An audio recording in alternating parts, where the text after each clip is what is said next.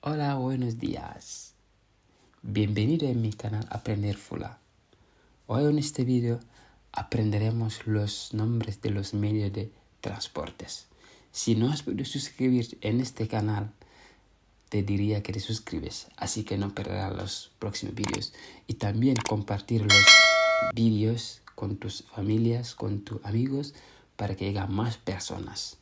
Veréis, hay nombres que he utilizado para poder diseñar algunos nombres de los medios de transportes. Nosotros no tenemos el nombre propio en nuestro idioma.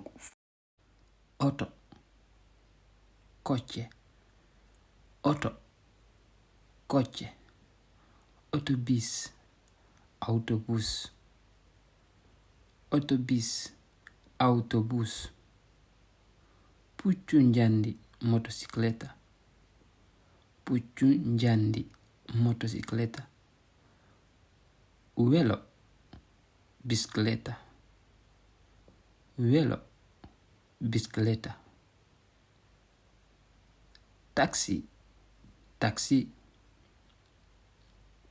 taxi, taxi, lana, barco, lana,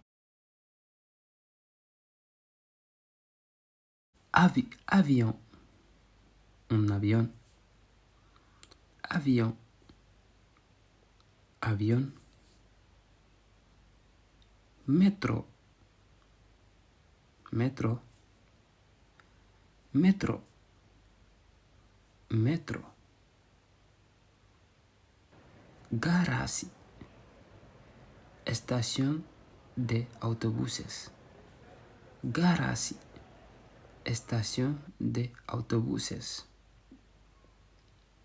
darnde autobus, parada autobuses, darnde autobus, parada autobuses, lawol o trau, carretera, lawol o trau, carretera, mbedda, calle, mbedda, calle, daro, para, daro, para,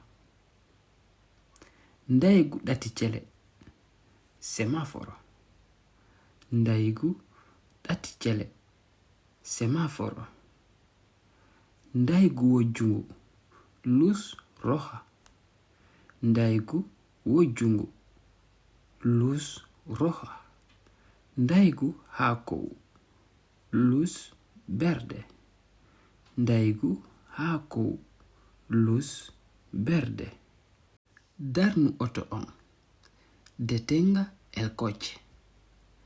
Darnu auto on, detenga el coche. Mi seppay, iré a pie.